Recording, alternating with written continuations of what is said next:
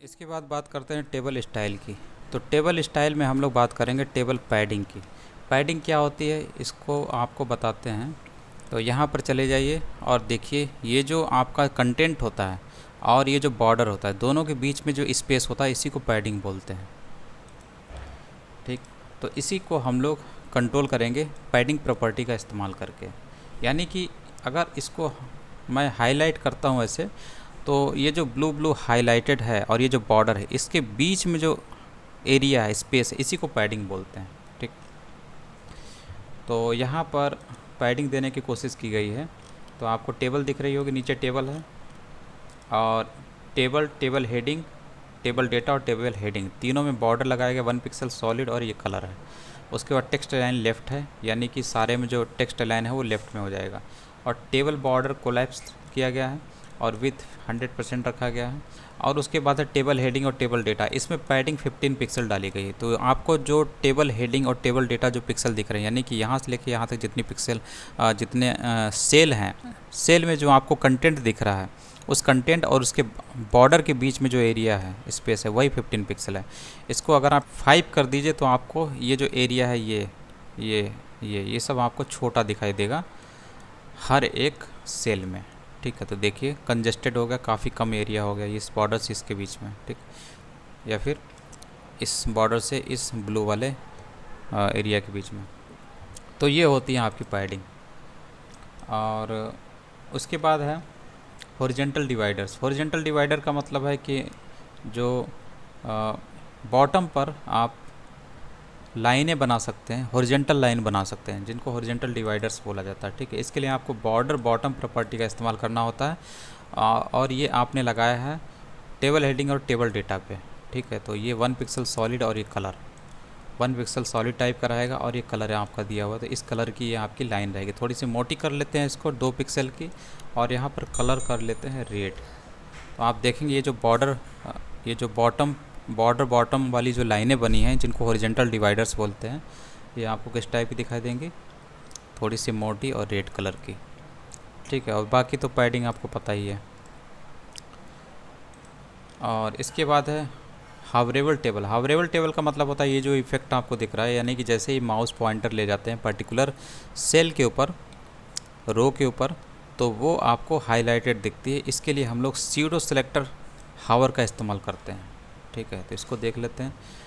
तो यहाँ पर आपकी टेबल दिख रही होगी, टेबल नीचे है। ठीक है, और यहाँ पर टेबल रो में, ठीक है, सभी टेबल रो में हावर इफेक्ट डालने के लिए हम लोग सीडो सेलेक्टर हावर का इस्तेमाल करते हैं। और इसमें बैकग्राउंड कलर डाला गया है कोरल। ठीक, इसीलिए जैसे ही आपका माउस पॉइंटर किसी भी टेबल रो के ऊपर जाता है तो वो आपको उसका कलर ये दिखता है। ठीक है, यहाँ से आप ग्रीन कर लीजिए तो ये ग्रीन दिखाई देगा जब अगर आप इसके ऊपर ले जाएंगे। ठीक है, तो ये ऐसे होता है। तो ये हावर इफेक्ट डालने के लिए होता है। अगर आप केवल टेबल हेडिंग पे करेंगे तो केवल TH कर दीजिए। अब क्या होगा, केवल टेबल हेडिंग पे जब हम लोग ले जाएंगे माउस पॉइंटर तभी ये इसका कलर क्या हो जाएगा, रो का टेबल हेडिंग का वो ग्रीन हो जाएगा। ठीक है, तो देखिए जैसे ही इसके ऊपर ले जाते हैं ग्रीन हो जाते हैं। ठीक है, लेकिन बाकी नीचे कहीं भी ग्रीन नहीं होता। ठीक, तो ये टेबल हेडिंग पे हावर इफेक्ट डाल दिया। उसके बाद स्टिपेड टेबल्स। स्टिपेड टेबल्स का मतलब होता है जेब्रा इफेक्ट, टेबल में जेब्रा इफेक्ट डालना। जैसे कि ये देखिए ये लाइट कलर है, ये थोड़ा सा डार्क हो गया तो ये जेब्रा इफेक्ट है। तो ये अल्टरनेट कलर चलता है, इसीलिए इसको हम लोग इस्तेमाल करते हैं NH चाइल्ड सेलेक्टर का। NH चाइल्ड सेलेक्टर के ज़रिए हम लोग पर्टिकुलर टेबल की जो रो होती है उसमें हम लोग जेब्रा इफेक्ट डाल सकते हैं, बैकग्राउंड कलर उसका बदल सकते हैं। ठीक है, तो यहाँ पर इस ब्रैकेट में हम लोगों को देना पड़ता है इवन या ऑड नंबर देना पड़ता है। ठीक है, तो इवन का मतलब हुआ जैसे कि ये पहली वाली ऊपर वाली ये वाली जो रो है ये ऑड है। ठीक है, ये पहली हो गई, ये तीसरी हो गई, ये तीसरी हो गई, ये पांचवी हो गई। ठीक, और ये ऑड हो गई, पहली तीसरी और पांचवी ऑड हो गई, और इवन कौन सी हो गई, ये वाली और ये वाली। तो इसीलिए जब आप यहाँ पर टेबल रो में nth चाइल्ड सेलेक्टर का इस्तेमाल करते हैं तो यहाँ पर जब आप इवन देते हैं तो इवन का मतलब केवल जो इवन रोज़ हैं, यानी कि ये वाली इन पर ही अप्लाई होता है बैकग्राउंड कलर ये वाला, ठीक। इसको येलो कर देते हैं तो अलग से आपका दिखेगा, ठीक है। तो जो आपकी इवन रोज़ हैं, यानी ये वाले नंबर 2 की रो और नंबर 4 की रो, ये आपको कैसी दिख रही हैं? येलो दिख रही हैं, क्योंकि आपने TR पे लगाया है nth चाइल्ड सिलेक्टर, ठीक। तो यही चीज़ होती है, जितने भी इवन है अगर ऑड करेंगे तो यहाँ से आपकी जो ऑड रो हैं, यानी कि ये वाली नंबर 1, नंबर 3 और नंबर 5, ये वाली रो आपको येलो कलर में दिखाई देंगे, ठीक है। देखिए नंबर 1, नंबर 3 और नंबर 5, नंबर 1, नंबर 3 और नंबर 5 वाली जो रो हैं वो सारी येलो हो गई, ठीक है। तो ये nth चाइल्ड इफ़ेक्ट होता है, nth चाइल्ड सेलेक्टर के ज़रिए हम लोग जेब्रा इफ़ेक्ट डालते हैं। उसके बाद टेबल कलर, टेबल का कलर आप चेंज कर सकते हैं, बैकग्राउंड कलर चेंज कर सकते हैं, टेक्स्ट कलर चेंज कर सकते हैं। जैसे टेबल हेडिंग एलिमेंट में अगर आप डालेंगे तो आपका टेबल हेडिंग जो सेल होगी उसके बैकग्राउंड कलर और टेक्स्ट कलर दोनों बदल जाते हैं। तो यहाँ पर ये करके दिखा रहा है कि टेबल हेडिंग में आपने क्या काम किया, बैकग्राउंड कलर ये डाल दिया और टेक्स्ट कलर क्या डाल दिया, वाइट डाल दिया, इसलिए आपको ऐसा दिख रहा है, ठीक। यहाँ से ब्लू करते हैं अगर, तो जो टेबल हेडिंग है यानी सबसे ऊपर वाली जो सेल होती है इसको टेबल हेडिंग बोलते हैं, ठीक। तो वो कैसा हो जाएगा, ब्लू हो जाएगा। और टेक्स्ट का कलर कैसा है, वाइट, इसलिए आपको वाइट दिख रहा है, ये चीज़ होती है। इसके बाद बात करते हैं रिस्पॉन्सिव टेबल की। रिस्पॉन्सिव टेबल हम लोग क्यों बनाते हैं, मतलब आपकी टेबल को हमेशा रिस्पॉन्सिव क्यों होना चाहिए?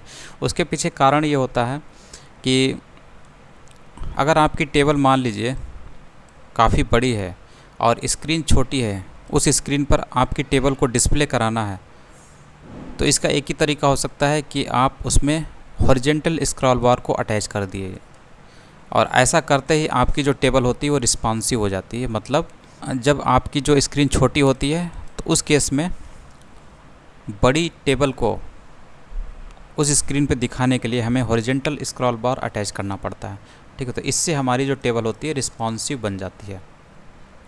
तो इसके लिए आपको क्या काम करना होता है, आपको अपनी टेबल को एक कंटेनर में रखना होता है, ठीक है।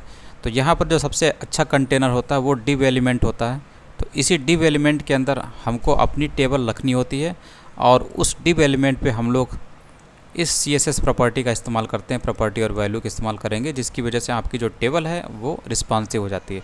जैसे कि यहाँ पर डिव एलिमेंट है, इसमें स्टाइल एट्रीब्यूट का इस्तेमाल किया गया है, और यहाँ पर CSS प्रॉपर्टी ओवरफ्लो x में वैल्यू दी गई है ऑटो, और उसके बाद इस डिव के अंदर इसी टेबल को रखा गया है जिसको हम लोग डिस्प्ले कराना चाहते हैं किसी छोटी स्क्रीन पर, ताकि उस टेबल को अच्छे से स्क्रीन पर डिस्प्ले कराया जा सके। तो इसके लिए इसी के ज़रिए हमारा स्क्रॉल बार, हॉरिजेंटल स्क्रॉल बार अटैच हो जाता है, ठीक है। तो डिव एलिमेंट के अंदर आपको ये टेबल दिख रही है, तो इस तरीके से आपको अपने डिव के अंदर ही, किसी कंटेनर के अंदर ही आपको टेबल रखनी होती है, और उसी कंटेनर में आपको स्टाइल एट्रीब्यूट का इस्तेमाल करना होता है। तो सबसे अच्छा जो यहाँ पर कंटेनर होता है वो डिव को ही माना जाता है, इसका अच्छा बहुत ज़्यादा इस्तेमाल होता है। तो इसी के अंदर हम लोगों ने टेबल को रखा है, ठीक। तो बस यही चीज़ यहाँ पर है, और इसमें कुछ ऐसी चीज़ नहीं जिसको बताया जा सके। तो जैसे ये आपकी टेबल है, ठीक है। तो ये टेबल देखिए, ये टेबल काफ़ी बड़ी है, देखिए कितनी बड़ी है, यहाँ तक कितनी बड़ी है।